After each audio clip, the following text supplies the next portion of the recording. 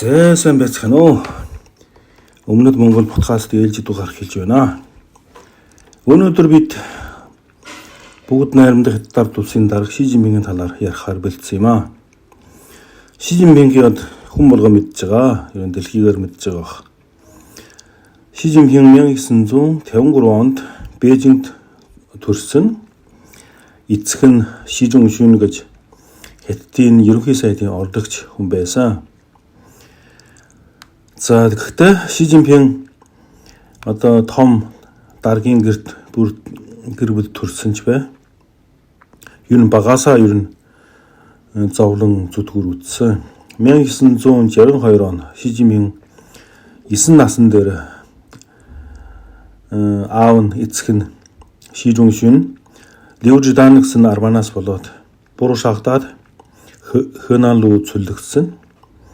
Тэгээд Шигийн гэр бүл Жугнан хайгаас хөөгдсөн байдаг. Сүүлд нь намын дээд сургуулийн тэнд амьдардаг байсан. Тийм. Ер нь соёлын хувьсгал эхлэхээс өмнө Шигийн гэр бүл юм нийгмийн хамгийн доод давхаргад унсан байсан юм аа. 1966 онд соёлын хувьсгал эхлэхэд сургууль зогсож тийм Ши Жинпин чинь Баийг чинь 8 сарын 1 гэсэн утгатай ийм сургуульд сурж яснаа. Бээжингийн 25 дугаар дунд сургууль шилжсэн. Тэгээ 1967 он Ши дарга бас буруу тийм нөгөө хар бүрэгдэхний буруу шаах тийм хуралд тийм ээ тэмцэл гэж ярьд юм да. Бас хар бүрэгдэхний хүүхдүүдгээд тайзан дээр гаргаж буруу шаагддаг байсан. Тэгээ түүнээс гадна манай Ши бас хориг төвд бас хоригдож байсан. Хар бүрэгдэхний хүүхдүүд юм чинь тэгээд хориг төв бол ороход тэр үхэнд бол амархан байсан байлээ. Тэгээд энэ хүртэл хүүхдээ авахгүй Ши Жинпингийн хориг төв рүү буц гэд шаарддаг байсан. Гэхдээ Ши Жинпин бол ер нь Мао Цзэдунд бол хорсдоггүй. Тэгээд зөвхөн Мао тэргүүлэгч бол агуу их байдий. Юу хийсэн зөв хийдэг, зөв шийддэг гэж итгэдэг. Түүний эцгийн тийм ээ Лю Жиданы хэрэгээр шийдсэн ч зөв гэж үздэг байсан. Тэгээд Маод бол ерөөсөө эргэлзээ гэж байдаггүй. За 1969 он манай Ши дарга нөгөө Сэхэт залуучуудын хөдөө цөллөө штэ. 69 он 16 наснда Шанши мужийн Янчуаншан Лянжа хөөгсөн бригадад нутагт заагдж явсан. Гэхдээ тэр хүн ажил буян хөдөлмөр дургу ер нь дураараа ашигладаг байсан. Хэдэн сарын дараа нууцаар Бээжингт ирсэн. Тэгээд сэргийлэхт саатуулагдаж тэгээд сургалтын ангид суулгаж хэдэн сарын дараа сулсан. Тэгээд арга буюу Лянжа хөө бригадаа бутсан байна. Тэгээд энэ бригадаа бутсны дараа май хүн бол ер нь тогтвор суушилтай болсон. Ажилдаа мар идэвхтэй. Бүр 1974 онд 21 наснда коммунист намын гишүүн болсон. 74 онд бас бригадын тосхны юм да. Намын үүрийн дарга болсон. Тэгээд энэ талаар манай Ши дарга дурсагтаа тэр үед чинь залуу хүчтэйж байсан. 200 жилийн буудагийн тийм ээ мөрлөөд 20 зам газар чинь 10 км л да. Нэгөөсөндөө 100 кг-ийн буудай мөрлөхөд 10 км уурын замаар явхад мөрөө солидгоо тийм үуч чадaltaй тэнхээтэй байсан. За энэ нэг ярианаас болоод хүмүүс Ши даргаыг чинь 200 жин гэж хочилдог байхгүй юу? Цаана 1975 онд Ши Жинпин бүр Чинхуагийн их сургуульд шалгалтгүй оруулсан. Тэгээд хими инженерийн ангид факультетд сурсан. Факультетийн намын үүрийн дарга хийжсэн. Тий, ер нь тухайн үед бол Ши даргий бол ерөнхийдөө бол зам харьцангуй дардан тийм байсан. 1978 онд одоо эцэг нь Бээжингд буцаж ирсэн. Тэгээд Бээжингд буцаж ирээ удалгүй Гуандун мужийн 2 дугаар намын хорооны дарга, дараа нь удалгүй намын хорооны даргаар 1 дугаар намын хорооны даргаар ажилласан. Сүүлдээ Ши Румшин одоо Ши даргын аав нь ардын их хурлын дэд дарга намын төв хорооны нарийн бичгийн газрын нарийн бичгээр ажилладаг байсан. Ер нь тухайн үед одоо Дэн Сяопингийн үед бол 8 ахмадуудын нэг байсан. 2002 оноос барсан. Тэгээд манай Ши дарга бол 1979 он Цинхуагийн их сургуулийн химийн инженерийн факультетад төгссөн. Гэтэ эцгийн буйнаар одоо ер нь дарга болохоор шийдсэн. Учираас цэргийн төв комисс руу цэргийн төв комиссийн хэрэглэх газар руу ажилд орсон. Тухайн үед Батлан хамгааллын яамны дэд сайд Гэнбёгийн нарийн бичгээр ажилладаг байсан. Тэгээд нэг удалгүй одоо цэргийн цомтгол явагдаад одоо тухайн үед Дэн Сяопин чинь 500 мянган цэрэг цомтгосон билүү. Тэгээд орон тоон багасаад мань хүн хар болсон. Хар болоод одоо Хөбэй Зхэнгдиншэнэ намын хорооны дэд даргаар явсан байдаг. Энэ Хөбэй Зхэнгдиншэн бол Хөбэй мужийн төвөөс 20 км-ийн зайтай ийм хот байдаг. Одоо энэ Хөбэй Зхэнгдин гэж нөгөө алтан дээр үнэн аюулгүйг судалсан хүмүүс бол бараг Зхэнгдин гэж ярьж бодож ер нь ярьдаг мэддэг. Сорхтон Бэхи хатын тэнд хүүхдээ одоо хөвлөө мөнх дарий дагавраа тэнд амьдарч байсан. Тэнд тухайн үед тэн хөв нутагтай байсан шиг байлээ. Тэгээд Хөбэй Зхэнгдиншэн манай Ши дарга 83 онд намын хорооны дарга болсон. Тэр ерөнхийдөө 3 дугаар шат гэдэг. Тухайн үед одоо бүх одоо кадруудаа залуужих мэрэгжилтэй боргох тийм нэг одоо залуу үеэ бэлтгэсэн тийм 3 дугаар шатны кадр болсон. Тэгээд 1985 онд манай Ши дарга Америкийн Ohio мужид ажиллаар явсан 10 хоног. Одоо Америкийн эрдэнийн шиш яаж тийм ээ тарж боловсруулах талаар судалгаа хийхээр явсан. 1985 он Фужиан мужийн Шамон хотны дэд дарга. Шамон хот бол нэрээ том дарга. Тухайн үед хамгийн хөгжилтэй хотын нэг. Тэр дэд даргаар томилогдсон. Тэгээд Шамонд бол манай Ши дарга бол бас нэг сүрхий одоо хүмүүсийн хүрээлэл олж чадаагүй маш одоо яа тий бусдын анхаарал татахгүй одоо дэд дарга хийдэг байсан. Гэхдээ зарим хүмүүсийн яриагаар Шамоны их сургуулийн тэнд нэг доктор олъё гэдэг гордсон чинь Шамоны их сургууль бол татгалсан юм байд. Яг бол үнэхээр боловсролын чадварын хувьд бол маш доогуур учраас татгалсан гэж ярьдیں۔ Тэгээд дараа нь удалгүй Фужиан хотын Нингдэ хотын намын хорооны даргаар ажилласан. Дараа 1990 он Фужоу хотын намын хорооны дарга. Фужоу хот бол одоо Фужиан мужийн төв. Одоо энэ чинь бол том хотын дарга болсон. Тэгээд 1996 онд Ши дарга Фужиан мужийн намын хорооны дэд дарга. 2000 он Фужиан мужийн дарга. Тийм учраас одоо Шигийн одооны нэг тойрон хүрээлэгчдээс бас нэлээд олон хүмүүс энэ Фужианаас дагаж ирсэн хүмүүс байдаг. Тийм 2002 онд Ши Жинпин Жужиан мужийн дэд даргаар явсан. Тийм томилогдсон. Тэгээд Жужиан мужийн дэд дарга байхдаа Цинхуа их сургуулийн хүмүүлэг ба нийгмийн ухааны сургууль марксизм үзэл суртал ба улс төрийн боловсролын мэргэжлэр аспирант сурсан. Тэг 2-3 жил ажлын хажуугаар явж байгаад нэг доктор болсон. Одоо энэ философийн доктор юм уу та? Улс төрийн доктор юм уу гэдэггүй. Тэгээд одоо тийм учраас Ши Жинпинг дараагийн хүмүүс баг сургуулийн доктор гэж хочилдог. Яг бэ гэхээр яг тухайн үед яг энэ 10 жилийн ерөнхий боловсрол ба ерөөсөө 5-6 жил л сургууль суусан. Тэгээ ерөн дунд сургууль одоо анхан дунд ахлах бол ерөн суугаагүй учраас баг сургуулийн боловсрол гэж тэгж үздэг. 2007 онд 3 сард Шанхай хотын намын хорооны дараагаар томилогдсон. Тэгээ намар нь Бээжингт Хятадын коммунистын намын 17 дугаар их хурлаар Жан Зэмингийн одоо дэмжлэгээр намын төв хорооны байнгын 9 зөвлөлийн нэг болсон.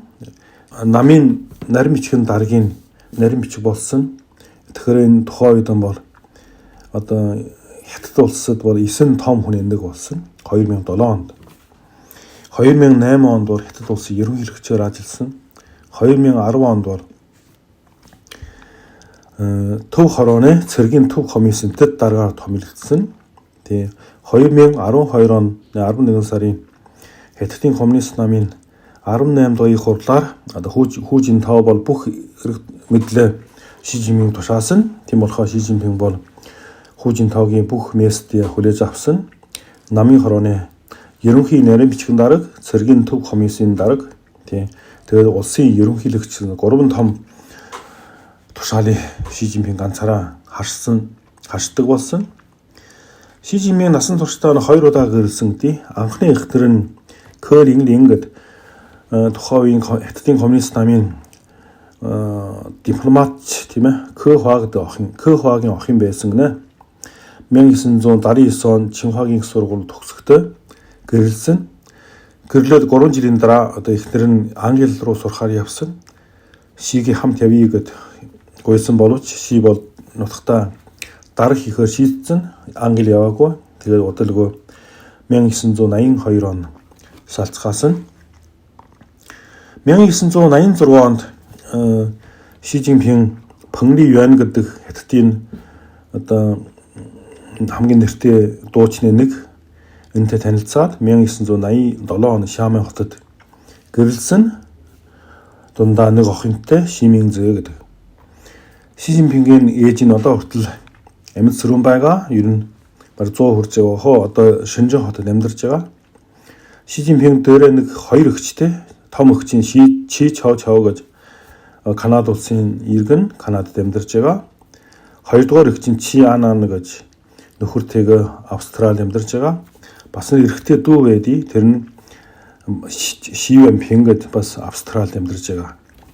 Ганц охин Ши Минзэ гэдэг 1992 онд төрсөн. Энэ Америкийн Харвард их сургуульд сэтгэл зүйгээр сурж байсан. Тийм. Ерөн Ши Жинпинг бол дарга болох зам бол нэлээд шулуун байсан.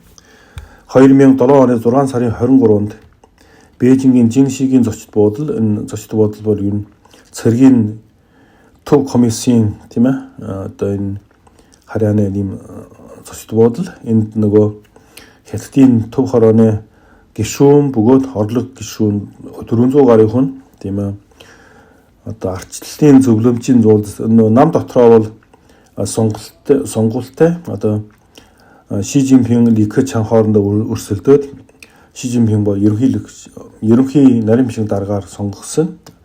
211 хүнээ санал авсан бол Ли Кэчан 209 хүнээ санал авсан. Тэгээд Ши Жинпинг ялж дараа нь ерөнхий нарийн бичиг дарга болсон.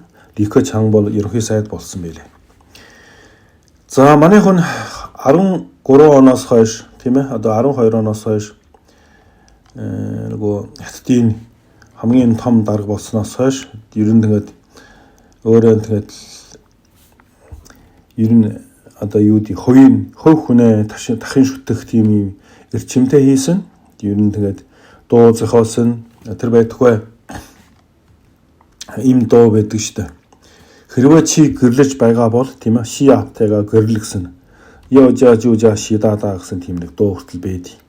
Бас соёлын хувьсгалын үед Маогийн тийм ээ одоо дорн зүх наран мантлаа гэсэн тийм дуугийг өөрчлөөд дорн зүх наран дахин мантлаа гэсэн манай Ши даргийн бол Маотой зөвөрлөж дуунд бол оруулсан.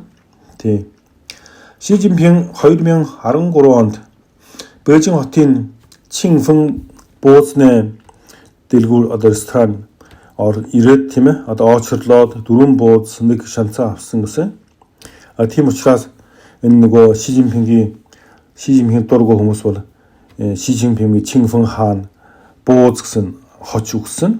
Тэгээд Чинфэн бууцны энэ ресторан бол Ши дарга ирж хоор ирснээр ер нь ажил нь маш эрчимтэй өргөжиж бүх хятадд 300 гаруй салбартай болсон. Өөр 21 юанэ даргын хоол гэдэг тийм ком гаргаж маш их мөн олсон. Гэтэ харамсалтай ч байх хөтэ 2011 онд тийм ээ ковидын зүгээр үеэр тийм энэ Тиамнаас ойролцоо энэ нөгөө манай Ши Жинпин дарга бууздсан энэ ресторан толгой ресторан хаагдсан.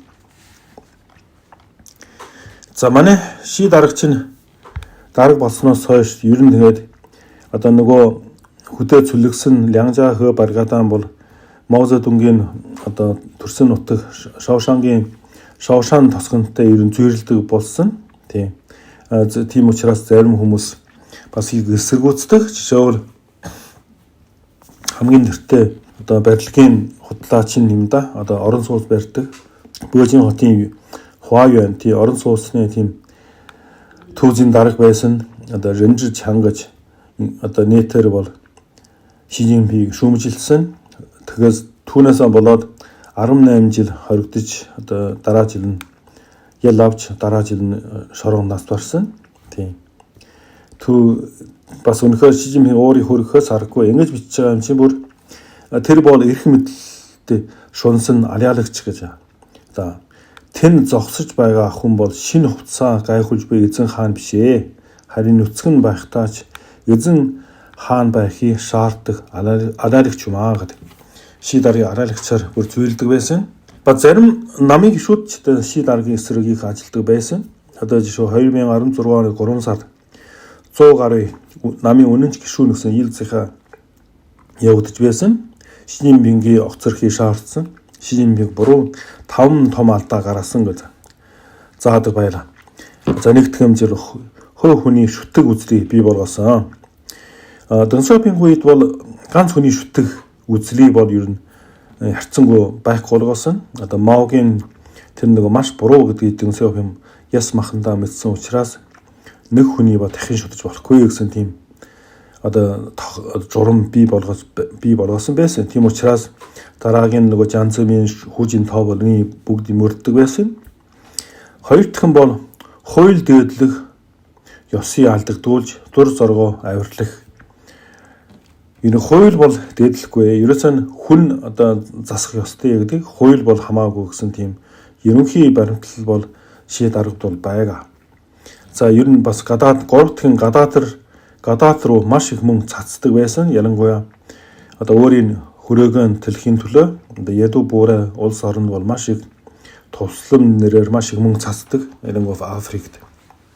За дөрөв дахь нь армийг самруулж тийм ээ өөх замбраага байдал үүсгэж байна. Эсэргүүцэгчдийг дарах гэсэн бас нэг ял байсан.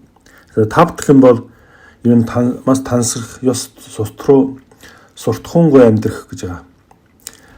За Ши дарга үнэхээр хятадын түүхэнд бол хэзэж байгаагүй тийм эрх мэдлийг ганц хүнээ бий төвлөрсөн байсан. Тэр ерөнхий наримчгийн дарга, улсын ерөнхийлөгч, цэргийн төв, комиссийн дарга энэ хамгийн эрх мэдэлтэй 3 даргийг хасснаа гадна бас үндэсний аюулгүй байдлын зөвлөлийн дарга, шинжилтийн цогцоор нь тэргүүлэх бүлэг, цэргийн шинжилтийн тэргүүлэх бүлэг, Тайваны асуудал эрхэлсэн төв удирдах бүлэг, цэрх иргэнэ интеграцийн хөгжлийн хорооны дарга тийм ээ, Кипр аюулгүй байдлын хорооны дарга гэх мэт маш олон бүлэг хороо байгуулж тийм ээ ерөнхий сайдын ажлыг бол өөртөө булаасан, эрх мэдлээ булаасан тийм. Гэхдээ Ши Жинпин эрх мэдлээ төвдрүүлэх хамгийн том шилдэг арга нь бол ерөөсөө авилгатай тэмцэх нэрийн доор бол өөртөө таалагдахгүй бүх дарга нарыг бол цохиж ургаад шорон гамданд хордог байсан. За жишээл гараад удааг 2014 он Швейц хайхав гэж нэг хурандаа генерал байсан. Энэ хүн цэргийн төв комиссийн дэд даргын тушаалтай энэ хүнийг хорж дараа нь энэ хүн шорондоос барсан. Гүбо шүн бас төв хорооны цэргийн төв комиссийн дэд дарга бас хурандаа генерал. Чонгчин хотын намын хорооны дарга энэ жин бүр нэг ёсондоо Ши Жинпингийн үе одоо орыг заргамжлах ёстой тийм жонон байсан. Тийм.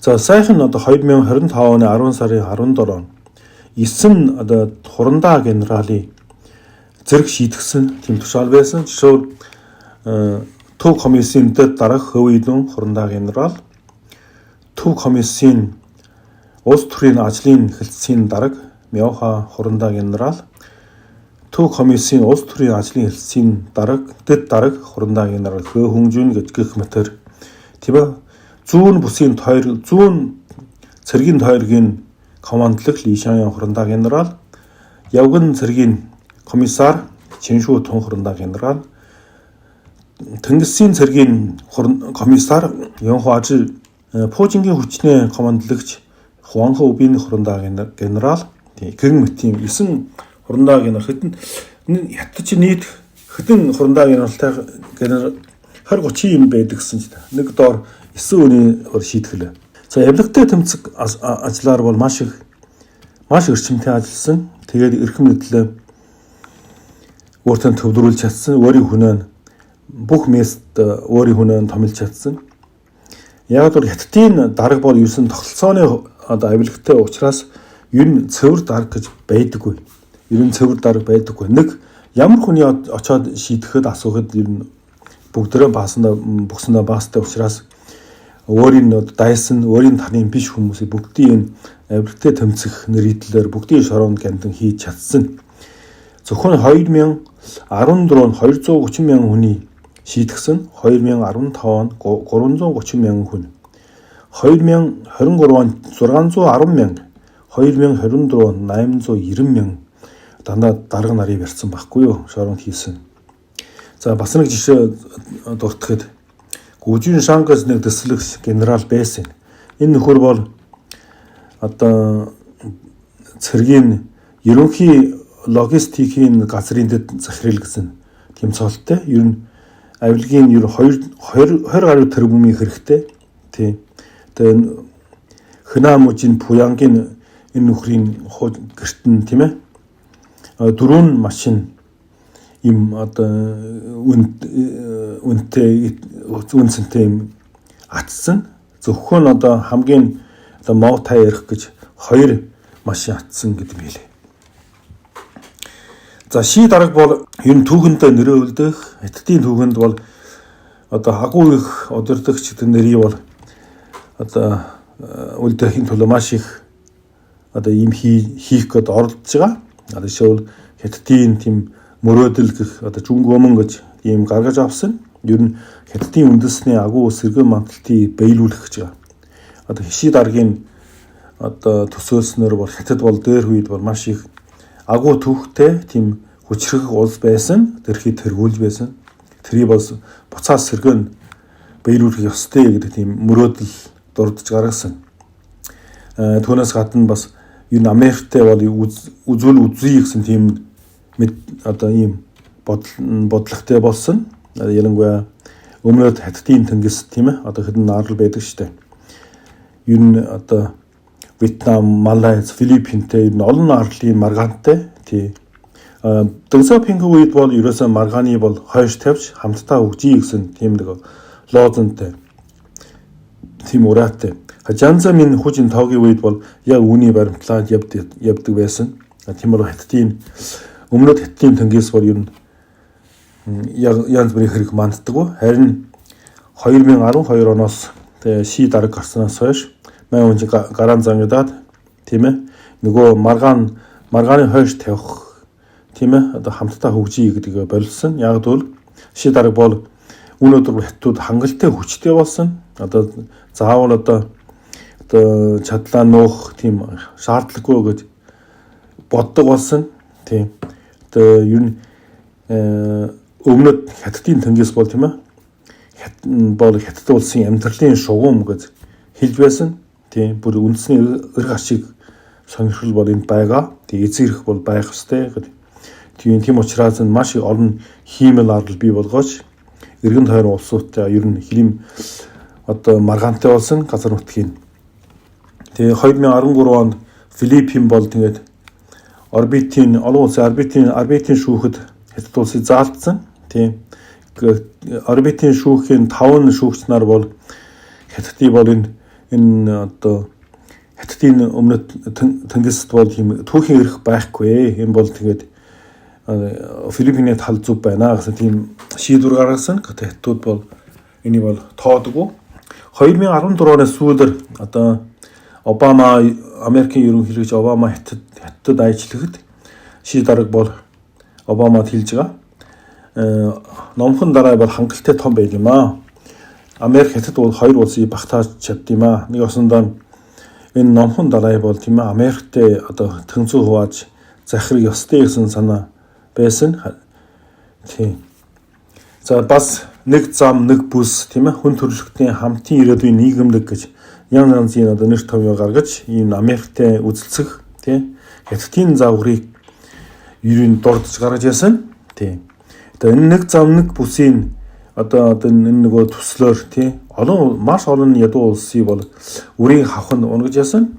Тэгээ ялангуяа одоо нэг жишээ татхад Сри-Ланка Хамбантота бомб гэнэ. Энэ бомбтыг Хятадууд барьж өгсөн хөрөнгө оруулаад тэгээд энэ нөгөө ямар ч оршиггүй тэгэл маш их Хятадд үртэй ороод арга буюу энэ бомбтон Хятадд 99 жилээр түрээслэхээр болсон. Эргэн тойрон 6,000 гаруй газрыг хэрэглэх эрхийг Хятадд өгсөн. Тэгээд Африкийн Жибути жижигхэн улсад бол бас Хятадын үрийг авах нь унаад арга буюу дураалих бомбтон Хятадд өгсөн. Тэгээд энэ бомбтой тухайн иргэнэ хэрэгтэй хэрэглэнэ байсан бол сүүлд нь Хятадд цэргийн Тэнгисийн цэргийн далайн цэргийн бааз энд байгуулсан. Ши Жинпингийн одоо дарангуйл бол маш харгис. Тийм бас маш их хамрал авчирдаг. Одоо Хятадын төр бол тараачингаа маш их одоо шулдаг, мүлждэг. Тийм шулж байгаа тийм одоо ач үйлдвэрээ хөгжүүлэх ёстой гэсэн энэ коммунист орны ийм завар юм да. Баг зөвлөлт бас тийм байсан шиг байлээ. Нэг муу газрыг тийм ээ тараачингаас 10,000 юана аваад яг нөгөө барилга барьж байгаа худлаачд бод 500,000 юанаар өгдөг. Энэ дундаас нь 490,000 юанаар зөрүү гаргаж авдаг. Тий. За бас нэг дуртахгүй байх өнгөрөөж болохгүй бас нэг юм бол бас доод төвчнээ хүн амыг цэвэрлэх гэсэн тийм нэг хачирхалтай тийм бодлого бас явуулдаг байсан. 2017 он Бээжингийн Дашиншэнсэн шүн дүлээр тийм ээ одоо нөгөө хамтнаар түрээсэлдэг газар түймэр гарч албаны газараа 19 унаас болсон гэдэг. Яг ардын донд бол 400 гаруй хүн 40 гаруй унаас барсан гэдэг юм байлээ. Тэгээд тухайн үеийн Бээжингийн намын хорооны дарга Чай Ши бол маш түргэн шуурхай архимж авч маш олон одоо энэ одоо ядуу зүдүү орлого муутай хүмүүсийн энэ орон сууцын нураач 3 сая гаруй хүний Бээжингээс хөөж Бээжин хотонд цэвэрлсэн гэдэг юм ээ. Тэгээ биши дарга гарснаас хойш шашны талаар маш их хатуу бодлого барьдаг болсон. Одоо христийн итгэгч тийм ээ католик, мусульман тийм бүх одоо хүмүүсийн энэ хавчиж тийм пасторын баривчилж тийм ээ ахунгийн шорон ганданд хорж одоо нөгөө загламай одоо эсвэл лалын тийм онцлогтой тийм барилгыг бүгдийг нураадаг болсон. Тэгээ сүлдээ ихэнх нь газар доорх тийм сүм гэж байд. Одоо нууцаар сайн мэдээ тарааж тийм ээ одоо итгэгч нарын илсүүлдэг тийм маш олон пасторыг баривчилдаг болсон. Одоо Ши Жинпингийн одоо төрийн төр барьж байгаа хугацаанд бол одоо их хуурамч бараа, хуурамч юм, хуурамч арх, тамхи хуурамч, диплом хуурамч, гэрээ хуурамч, мэдээлэл хуурамч, ололт амжилтууд бол маш их хүч авсан. Тийм. Ер нь нийгмийн хямрал бол улам мөнгө зэрсэн гэж үздэг. Ялангуяа цөөнхийн талаар бол маш хатуу арга хэмжээ авдаг болсон. Жишээлбэл Ши Жинпинг гарснаас удалгүй төвдүүд тийм ээ одоо нэг сарын дотор 20 өдөө өөрийгөө шатаасан. Тийм. Ер нь 2017-11 сар хүртэл 150 гаруй төвдүүд өөрийгөө шатаасан тийм тоо баримттай байдаг. Ер нь тэгээд Хятадын коммунист нам арт түмнээ дарангуйлж тийм арт түмэн нь бас бослох тэмцэл бол зөндөө явуулдаг. Энийг бол олон нийтийн хэрэг явдлууд гэж нэрлэдэг. Энэ 10-аас дээш хүн нийлсэн одоо юм нөгөө жагсаал цуглааны бол олон нийтийн хэрэг явдал гэж бүртгэж авдаг. 1993 онд бол 8700 ийм хэрэг явдал байсан бол 99 он 32000, 2003 он 60000, 2004 он 74000, 2005 он 87000, 2007 он 100000 тийм ээ.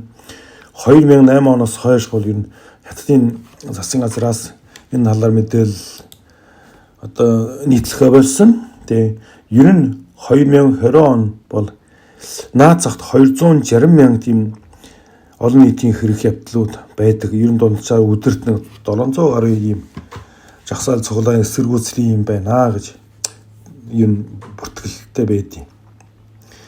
За хэрэг явдал нийгмийн тогтворгүй байдал одоо маш их хямралтай учраас Хятадын коммунист намаас бол тогтвортой байдлыг хадгалах мөн бол маш их зарцуулдаг болсон. Жишээ 2013 он бол 769 тэрбум юань зарцуулсан. Харин тухайн үед жилийн цэргийн зардал одоо батлан хамгаалахны зардал бол 7720 тэрбум болдгийг. Одоо тогтворгүй байдлыг хадгалах, дотооддоо тогтворгүй байдлыг хадгалах мөнгөн бол батлан хамгаалах яамны одоо батлан хамгаалахын зардлаас хамаагүй илүү байдаг. Тийм ер нь 2019 он бол 180-400 тэрбум юань одоо болсон гэдэг юм билээ. Тухайн үед чинь 2019 он чинь 1 триллион 400 тэрбум юань. Энэ чинь нөгөө тогтворгүй байдлыг хадгалах мөнгө тийм ээ. Одоо дотооддоо цагдаа сэргийлэгт зарцуулж байгаа мөнгө тийм ээ.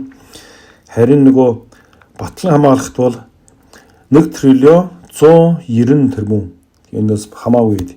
Ер нь 2025 он бол зөвхөн батлан хамгаалах бол 1 триллион 810 юань 10 тэрбум болж байгаа гэсэн тийм тоо байдаг. Тэгэхээр нөгөө нь тогтворгүй байдлыг хадгалах мөнгө нь бол яг энэс илүү тоо байдаг. 1 триллион 800 гаруй тэрбумнаас илүү болдог юм байлээ. Тэгээ ши дарга гарснаас хойш мэдээж маш олон сэхэдэд бас эсэргүүцчихэд байсан. Тэгээ хамгийн нэртэй одоо Чинхуагийн их сургуулийн хуулийн профессор Чүү Жанрун гэж нэг маш нэг ястай нуруутай нэг эрдэмтэн байсан. Тийм 2018 он 1 сард бол шинжил ба нээлттэй байдал хамгаалах гэсэн зохиол нийтэлж байсан. 2018 он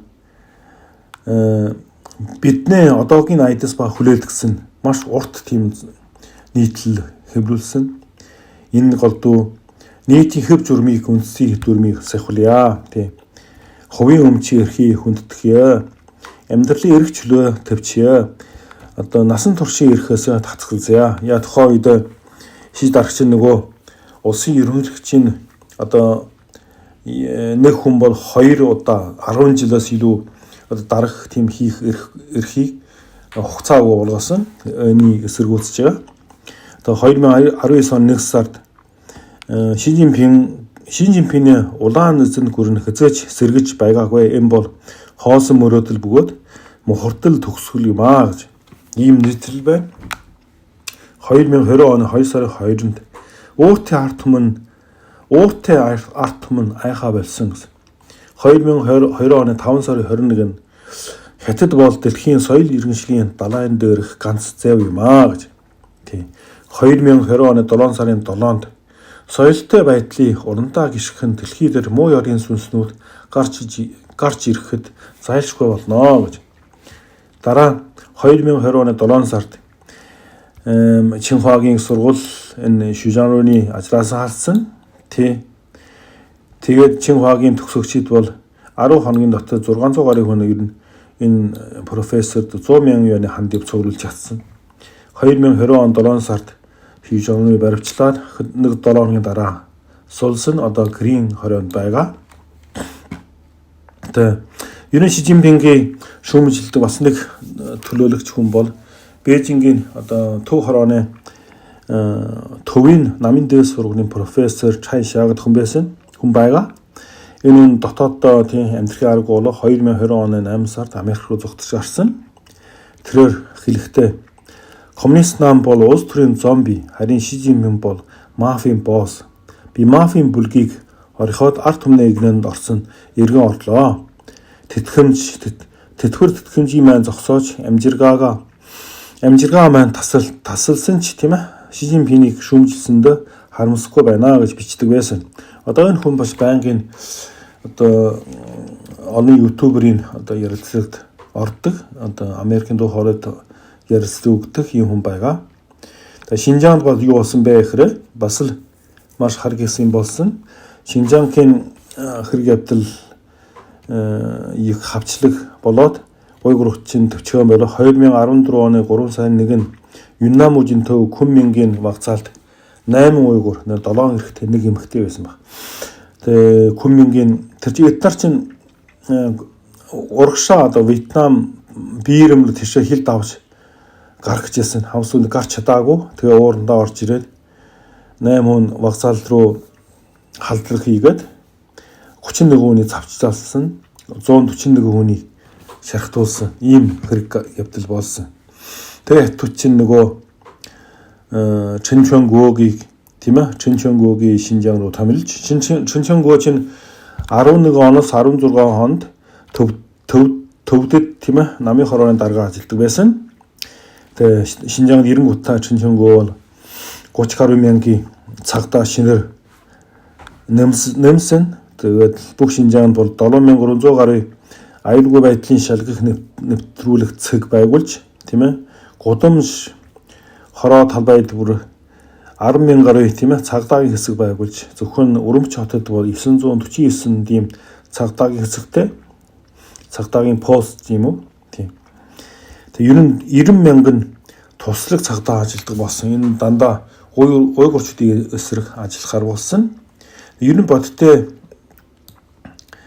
одоо мэдээгээр бол ер нь Шинжаан бол 1 сая уйгур хүний шоронд хорж байгаа, 2 сая гаруй хүнийг дахин боловсрол лагерт хорж байгаа гэж тийм тоо баримттай байдгийг.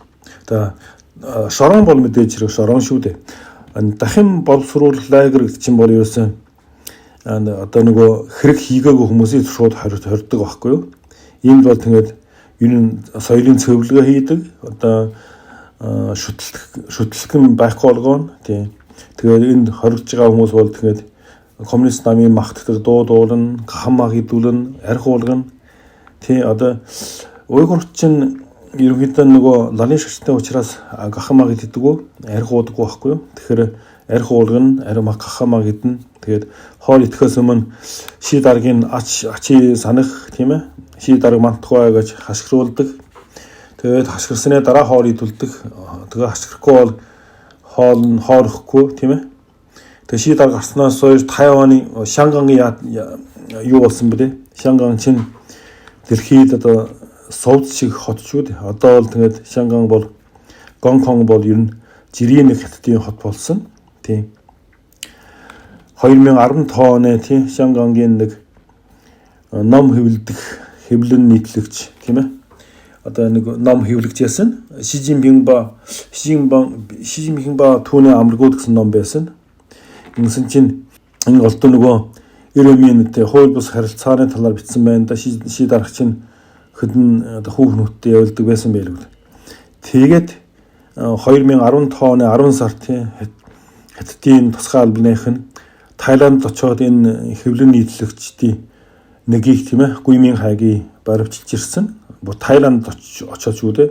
Энэ нөхөр чинь бол уг нь Шведийн иргэн байдаг. Тийм. Бас өөр нэг хэвлэн нийтлэг компани 4 ажилтны бас нөгөө хятад Гонконгоос баривчилж авчирсан. Тийм. Энэ одоо Тонглован шүүдэн гэж энэ хамгийн том одоо ийм борго болохгүй янз бүрийн номыг хэвлдэг, одоо зардах, нийтлдэг газар нь энэ босс Лимүнжиг хүний 2015 оны 10 сард хятад авчираад тийм ээ. Тэгээд нүдэн хар даавгаан таглаад тэгээд Жижангмуж Нимбо хотод байрсан авчираад 5 саргаар хорсон. Тэгээ 20-30 удаа баяр цаатыг гээд бас зургатаар одоо ялаа мэдүүлэх тийм хийлгэх гээд тийм ер нь голдуу хуульч хэрэггүй, хуульч авахгүй, гэр бүлийн хүнтэй холбоо барихгүй гэсэн тийм гарын үсэг зурглах гэж шаарддаг байсан. Тэгээ энэ хүн тухайн үед маш олон удаа ямаа хорлох гэж оролдог байсан. За, Нимбо хотын тур саатхлаг байна 5 сар байхдаа май хүн чинь бол 6 одоо бүлгэм хүмүүс 24 цагаар ээлж нэний харж шүүдэг, хордог тийм байсан. Тэгээд асуулт нь май хүнийг Гонконгд очоод тийм гэр бүлийн хүнтэй уулзуулах гэсэн одоо нөхцөл тавиад бас болцолтой Тонглован шүүдэн хятадын үйлчлэгчдийн нэрсийг авах тийм авахаар тохиролцсон. Тэгээ май хүн чинь Гонконгд очоод цэц зүхтаад 2019 он Тайван руу явсан. Тэнд 2020 оноос Тайваны Тайбэй хотод энэ Тонглован шүүдэн дахин нээсэн. Тийм.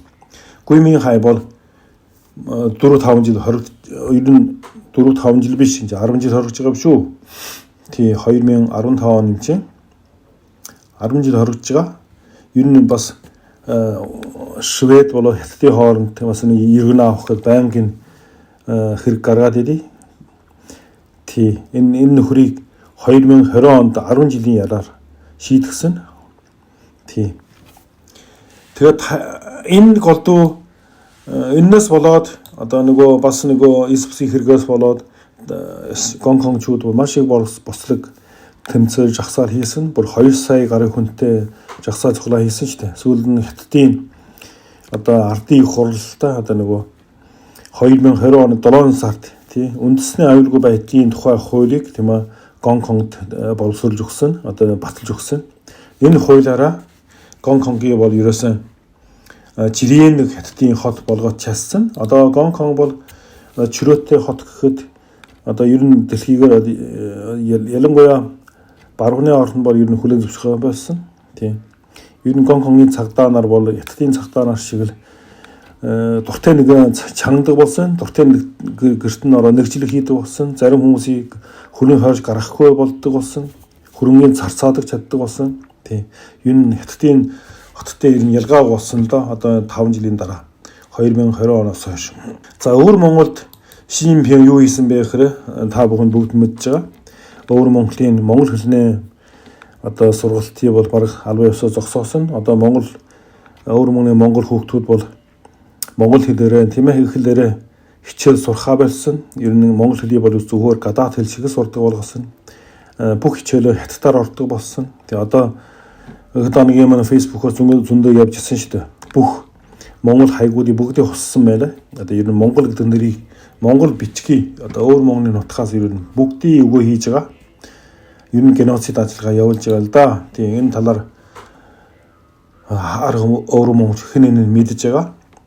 Бас Шинжинпин бол одоо Тайваны нэгтгэж авах гээд өх орны бүрэн нэгтгэх гэсэн уриан доор ер нь зэр зэвсгэр маш их хөөцөлдөг болсон.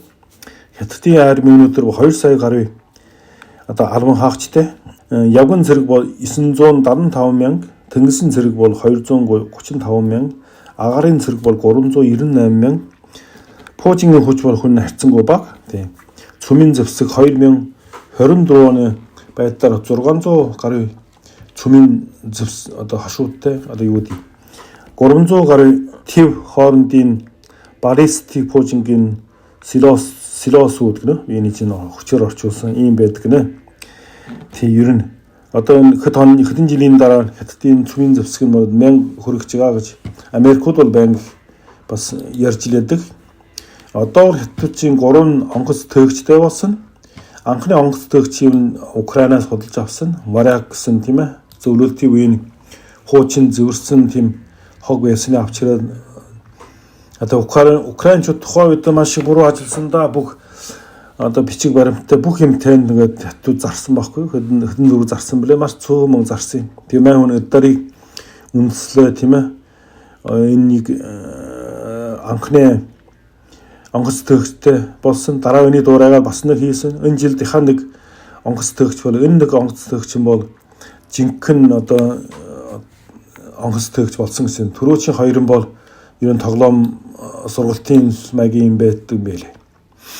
За Дүнфэнгийн Пуужингийн цоврал бол маш их бэди одоо хичнээн хошуу хичнээн Пуужинтэй бүүмэд юусэн ч 300-аас 15 км тусгалтай тийм дунд зэргийн тусгалын Пуужингууд тийм ээ төв алгасах тийм хооны баллистик Пуужинг бол хятад бүгд бий болгож чадсан. Түрүү 9 сарын 3 билүү тийм ээ одоо бүгдээр нь харсан шүү дээ.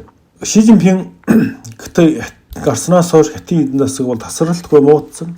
Нэг дахин бол энэ муудаг цаганч болсон. Хоёр дахин Ши Жинпингийн бодлого нь бас маш буруу байсан.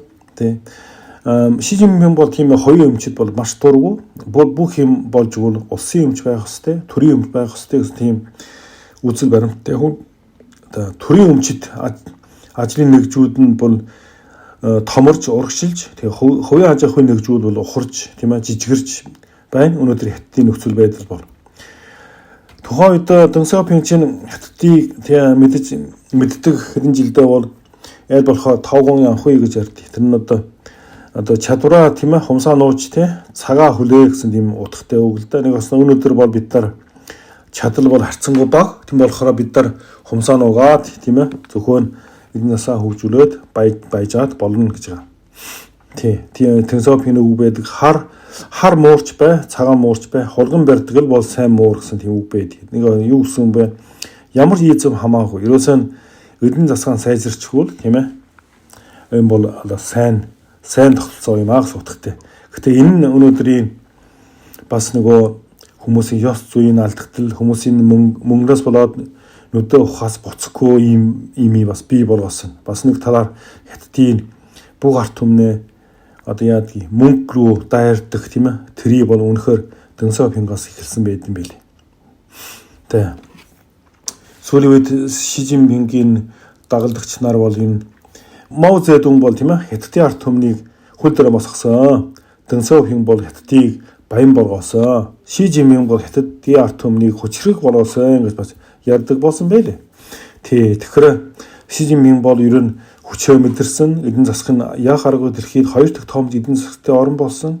Тийм болохоор Америктэй ер нь тэгээд өсөлдөж тийм ээ түүний эцэст нь орлох тийм хүсэл бол ер нь илээр гаргадаг болсон. Харин Дэн Сяопингийн үед бол ер нь Америкийг бол одоо дэлхийн одоо босс гэдгийг хүлээн зөвшөөрнө тийм ээ одоо өөрөө эдийн засгийн сайжруул болоо гэсэн тийм нэг байсан бол Ши Жинпин өнөөдөр бол Америктэй ер нь эргчийн эмгчнээ үзье гэсэн тийм бодолтой болсон. Бас өөрийгөө нэг хүчтэй болсноо итгэдэг болсон. Одоо буруу шийдвэр гаргасан учраас өнөөдөр Америкийн тийм ээ одоо Америкийг сэргээж өгсөн да. Ер нь Америк бол одоо өнөөдөр сэргэлсэн. Америк сэргэлсэн ямар ач холбогдолтой вэ гэхээр Америкууд бол яах арга өнөөдөр бас хамгийн хүчрэх хамгийн том эдийн засагтай хамгийн олон хүчрэх армитэй хамгийн өндөр одоо техник шинжлэх ухааны хөгжилтэй ийм орн байгаа. Тэгээ Америкууд бол өнөөдөр хятадыг одоо ойр гэж эхэлсэн одоо сэргэж одоо мэдэж эхэлсэн одоо хятадаас юм болгоомжилж эхэлсэн. Хятадыг бол ер нь одоо хорж тийм ээ одоо намнах тийм бодолтойж болсон байлээ. 1991 он 12 сарын 25 зөвлөлт тийм ээ нурсны дараа ер нь Америкууд бол ер нь одоо хятадуудыг бол одоо ер нь тэгээд бас нэг тийшээ болгохсны бодолтой нэг бүр хүмүүс байсан бол харин тухайн үед нэг Клинтон гэж нэг одоо дайрчлалын одоо хамгийн одоо идэвхтэй дэмждэг ерөнхийлөгч байсан учраас хятадын зүгд бол ер нь бодтой ажил хийж чадсангүй. Тэгээ 2001 онд нэг Америкийн хоёр өндөр барилгын тийм Бин Ладенгийн нөхдөд очоод онгоцоор мөргөөд тийм ээ тэгээд нөгөө террористийн эсрэг дайн зарлаад төр хятадуудыг аварсан. Түүнээс биш хэрэг за ийм дайн байхгүй байсан бол бас нэг хятадын нөхцөл байдлыг тийм ээ ойлгоод хятадын тийм ээ одоо хөгжихөөс өмнө газар дээр нь дарах тийм бодолтой хүмүүс нэг бүрэн хүмүүс байсан. Харамсалтай нь Бушийн одоо 8 жил бол ерөөсөө нэг хэдэн налын хүмүүстэй ингээд үтсээр байжгаад л тэгээд дууслаа та. 2009 оноос 16 он Обама ерөнхийлөгч байхдаа Обама бол тухайд ойлгож эхэлдэг байсан. Одоо Азийн дахин тэнцвэржилт гэсэн тийм уриандор ер нь бид нар бол одоо нөгөө лалын ертөнцөөс цэргийн хүчин татаад номхон далай Азад бол одоо хятадын эсрэг тийм ер нь одоо тийм одоо ийм хамгаалтын бүс байлгах ёстой гэсэн тийм ярьж ирсэн гэхдээ хэрэгжиж чадаагүй. Тэгээ 2016 он манай Трамп гарсан. Тэгээ Трамп гарсан. Трамп ерөнхийлөгч гараад бас ч энэ Трампчийн өөрөө тийм улс төрийн том зорилгыг бол байдаг юм бий. Тэгээд 8 оны худалдааны дайн тийм ээ өөрөө бизнесмен учраас бүх юм бизнесээр үздэг худалдааны дайн хийгээд хятадыг бууруулж авах гэсэн чинь ший дарга нь бас хүчээр мэдрээд бас бууж өгөхгүй худалдааны дайнаас болоод Америк хятадын харилцаа 2018 оноос хойш эрс муудсан. Тийм. Тэгээ 2020 онд Бин Ладен гэнэ Жо Байден дарга гарснаас хойш энэ одоо Трампын энэ худалдааны бодлогын одоо өндөр технологи тийм ээ энэ засгийн 20 мэргээ бүгдийг дагж мөрдсөн. Тийм. Тэгээд ер нь Америкийн одоо Сэхэдэд бас хуучин бол дандаа нэг хятадын талтай тийм одоо судлааснаар байсан бол одоо өөр болсон. Жишээл 2100 жилийн марафон гэх тийм ээ ийм нэг ном байсан. Тийм. Майкл Пилсбери энэ бичсэн ном байгаа. Энэ хүн бол төрд бас ажиллажсэн юм том судлаач хүн. 100 жилийн марафон. Хятад бол их хэрхэн тийм ээ хор найруулж агаад Америкийг цоочонгох энэ талаар бичсэн байдаг. 18 он Монгол хэл дээр орчуулсан байдаг. Бас нэг Петр Наваро тийм ээ энийг бас дуртахын аргагүй. Энэ хүн бол өвхлийн аюултай Хятад тийм ээ Хятадын коммунист намын улаан луу хүнээ нийгэмд учруулсан хорхоноол гэсэн юм ном байдаг. 11 онд хэвлүүлсэн. Энэ нөхөр одоо Трампын хамгийн том тийм ээ худалдааны бодлогыг бас боловсруулсан нэг одоо ч Трампын засгийн газар ажиллаж байгаа. За хятадууд ба зүгээр суугаагүй бас нөгөө 1999 он хязгаарлалтгүй дайн гэж Чао Шанжан гэсэн нэг ном хэвлүүлсэн. Чаолян бас нэг агарын хурандаа Ваншанху энэ хоёрын нийлээд нэг ном хэвлүүлсэн. Энэ бол хязгаарлалтгүй дайн бол энэ цорс урсгүйгээр тийм ээ уламжлалт дайнд боломжтой эсвэл бүр боломжгүй үр дүн хүргэж чадна гэж үздэг. Энэ орчин үеийн хүчирхийллийн мөргөлдөөний хөвсөл, орчин үеийн эдийн засаг, соёл, технологийн хурдцсан хөгжил суурилдаг. За 90-ийн дайнд ба технологийн үүргийн онцлогийн зэрэгцээ цэргийн сэтгэлгээ орчин үеийн айрын чухал бүрэлдэхүүн хэсэг хэвээр байгаах санал болгодог. Ер нь кибер дайн, нөөцийн дайн. Кибер дайн чинь одоо өнөөдөр нөгөө ховор элемент чинь Америкийн барууны ер нь хоолойн боож байгаа шүү дээ. Тэгээ хөвлийн мэдээллийн дайн энэ бол байн явж байгаа. Санхүүгийн дайн жишээл Америкууд тийм ээ одоо нөгөө Оросыг тийм ээ Америкийн валютыг хэрэглүүлэхөө болсон SWIFT тогтолцооноос хөөж гаргасан тийм соёлын дайн гэх мэт тийм ээ газ руу тийм ирээдүйн бишрүү нь халуун тулааны тал руу болно гэсэн утгатай. Ийм нэг хязгаарлалтгүй дайн гэсэн тийм. Энэ номыг бол Америкууд маш их сонирхож байгаа. Ер нь Америк хамгийн цэргийн дээд сургуулийн судалж байгаа.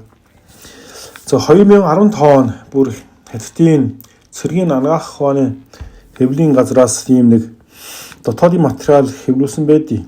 Энэ бол SARS тийм ээ байгалийн бүс гарал үүсэл ба хүнээ гараар бүтээгдсэн шин вирус нь генетикийн зэвсэг юм аа гэсэн. Энэ ном надад хүртэл байгаа. Энэ ер нь 2015 он SARS одоо өнөөдрийн ковид гарахаас 5 жилийн өмнө тийм ээ энэ одоо нөгөө ковид тийм ээ зэвсэг болох талаар ном бичсэн байдаг. Тийм. Энэ ковид чинь юу болсон бэ? Энэ ковид бол ерөөсөн дэлхийн эрүүл мэндийн байгууллагын одоо мэдээлэлээр бол 770 гаруй сая хүн ковидээр өвдсөн. 7 сая гаруй хүн нас барсан түүхтэй юм билий. Тийм. За энэ Ухаан хотын товын Хүбэн мужийн тийм ээ. Ухаан хотын Хүбэн мужийн төвшид энэ намын хорооны даржан Чоол ангид нөхөр дөнгөж 10 сарын хэд хоногийн өмнө тийм ээ 10 сарын 27-ны өдөр эрх мэдэл ба мөнгө төгрөгтэй холбоотой гэх тийм намаасаа хөөсөн одоо хорсон одоо энэ үний нэр хүн дээр шийдэх бах та. Ерөнхийдөө энэ нөгөө вирус бол тухайн үед далайн гаралтай бүтгэгдэхүүнээс гаралтай гэж ярьдаг байсан. Одоо юу багбаахаа идлээ бидлээ гэдэг.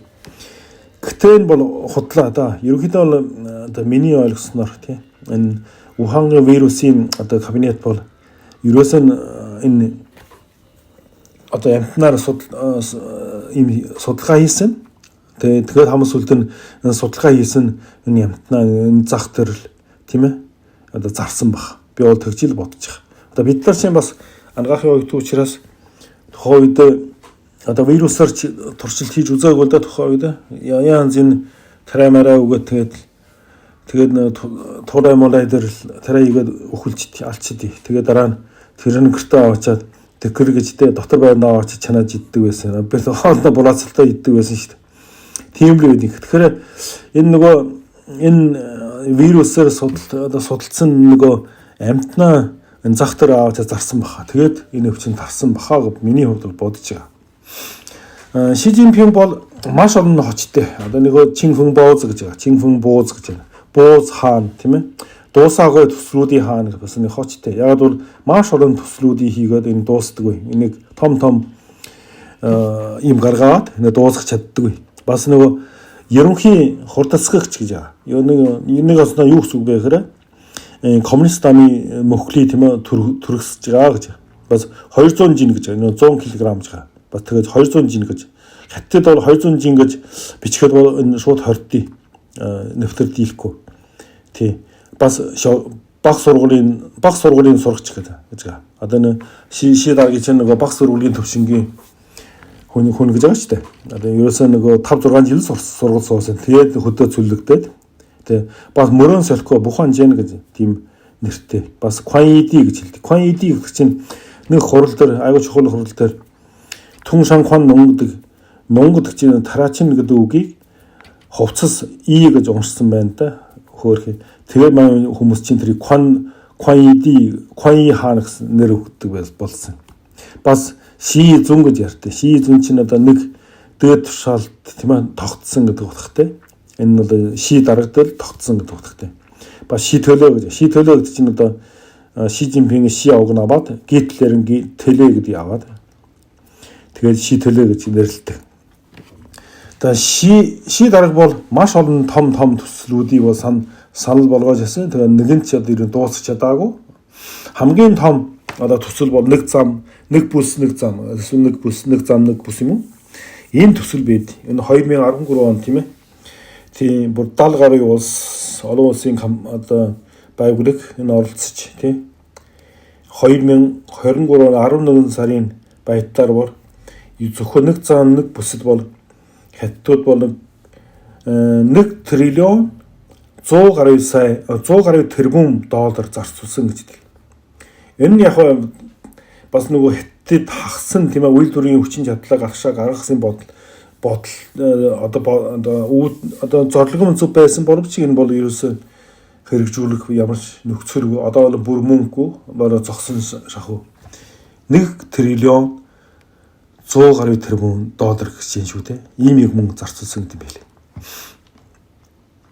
За бас нэг хамгийн том дуусаагүй төслүүдийн нэг бол одоо мянганы төлөвлөгөө тийм ээ. Одоо нөгөө Бээжин хотод 100 гаруй километрийн зайтай Шүнган гэдэг дүүрэгт бол шинэ одоо дэд нийслэл барих гэдэг тийм 2027 оны 4 сарны байдлаар 761 тэрбум юан зарцуулсан 4000 гаруй байшин хороол болсон байлээ. Тэгээд энд нь бас хүнгүй. Тэгээд том багцаал юу бүгдийг барьсан. Одоо нэг хасна Бээжингийн одоо их олон сургууль соёл юу гэдэг газар бүгдийн шиг нүүж ирсэн хүн байхгүй 4000 гаруй хоосон байшин болсон байлээ. Тийм. Бас нэг аимшигтэй их мөнгө зарцуулсан бол Швайн Шимпянгун чанга ярьдаг. Чипийн одоо нэг 10 триллион тийм ээ юунэ чипийн инженерчлэл гэдэг ийм нэг дурдж гаргаж яасан. Зөвхөн 2020 он тийм ээ нэг сараас 10 сарын хугацаа хятад бол одоо хагас дамжуулагч тийм компани бол 58 мянган шинээр байгуулсан гэдэг юм байл. Зарим бүр гахаан фермон тийм ээ одоо чипийн үйлдвэр байгуулнаа хагас дамжуулагч хийнэ гэж тийм компани байгуулсан байт юм байл. Тийм. Тийм бас маш их зарцуулаад тийм нөгөө мөнгөний өрн тараа хийсэн. Бас нэг манай шийдвэр чинь нөгөө 2015 он тийм ээ 70 сая хүн бол ядуугаас гараагүй гэж. Тэгээд 20 нөгөө оны 2 сард бол тэгээд ядуугаас бүгдийг гаргасан. Ядуурлыг бууруулах товч тойм Магтаалын баг хурдаа хийсэн байлээ. Шийдвэр дарга бол хурал дээр бүх талаар ярил байгуулсан. Тэгээд 98 сая 990 мянган хүн тийм ээ ядуурлаас гарсан. 832 ядуу шин бол ядуу байха болсон. 128 мянган одоо ядуу тосгон бол ядуурлахаа болсон гэж байгаа.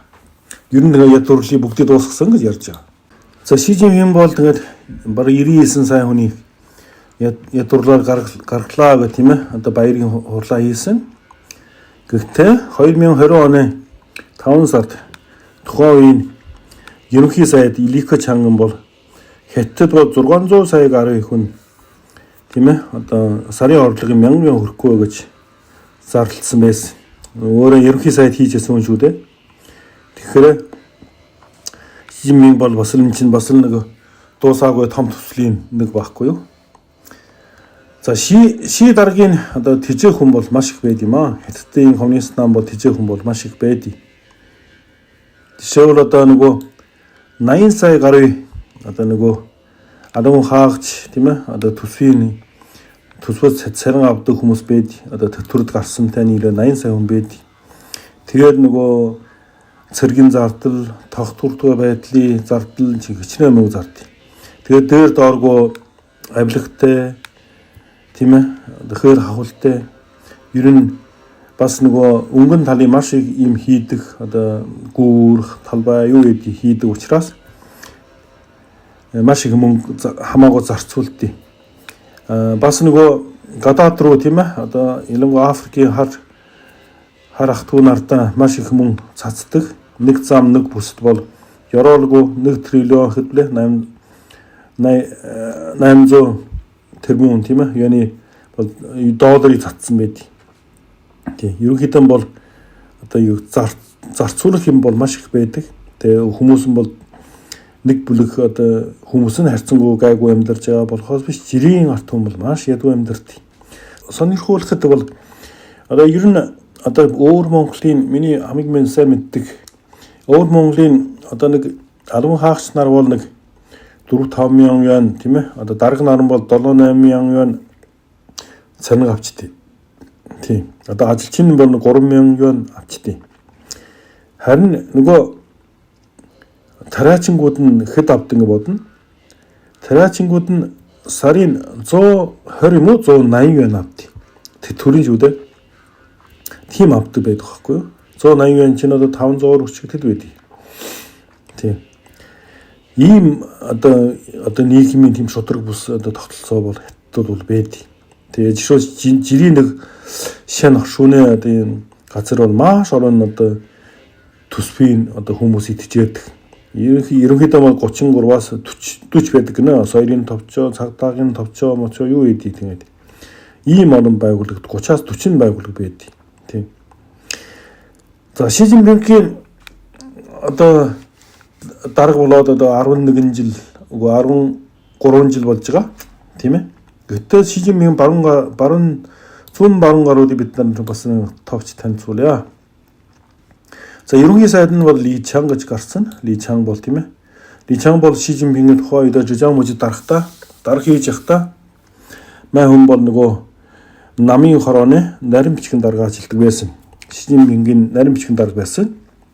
Жоложи бол нөгөө ардын хурлын дарга тийм ээ. Ардын хурлын байнгын хорооны дарга. Энэ хүн бол Шижинпинтэй хамаатай бас харьцангуй бага.